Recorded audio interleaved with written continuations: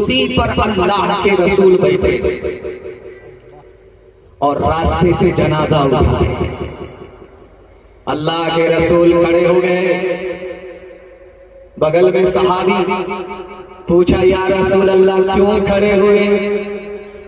मेरा गुमान होता है कि आप खड़े हुए जनाजा को देखकर, लेकिन या रसूल अल्लाह मुझे मालूम है कि वो जनाजा किसी मुसलमान का नहीं है बल्कि काफिर का है, किसी मुसलमान का नहीं है, वो यहूदी का जनाजा है। अल्लाह के रसूल ने फरमाया, मुझे पता है, मैं उसी के लिए खड़ा हूं। वो यहूदी का जनाजा बाद में है, पहले किसी इंसान का जनाजा है। इंसान के एहतराम में इंसान खड़ा हो गया, मुझे पता था फिर भी खड़ा हो।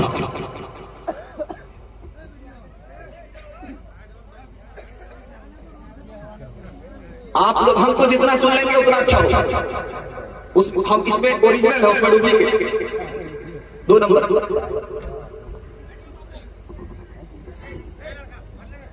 ध्यान से सुनिएगा, अल्लाह हमारे सुनाने को आपके सुनने को बेहद कबूल फरमाए। दिल साहब ने ऐसा माहौल दिया है कि मुझे महसूस हो रहा है कि आप इतने प्यासे हैं कि 1 रात या 2 रात का भी जलसा सुनेंगे फिर भी आपकी प्यास नहीं मिलेगी। ये दलील है कि जलसा कबूल हो रहा है। मैं दुआ करता हूँ कि जमीन से लेकर के आसमान तक अल्लाह इस जलसे को कबूल फरमाए।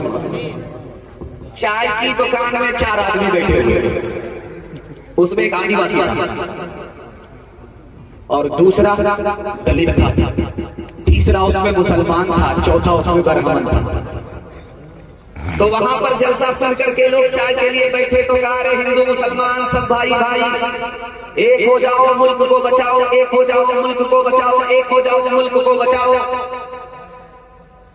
तो जो उसमें दलित था वो चाय पी रहा था, उसने कहा पहले दिल से एक होना पड़ेगा, उसके बाद जहान से नारे से एक होना पड़ेगा। अगर तुम लोगों में हिम्मत है तो मेरे जूठे की चाय पी करके दिखाओ।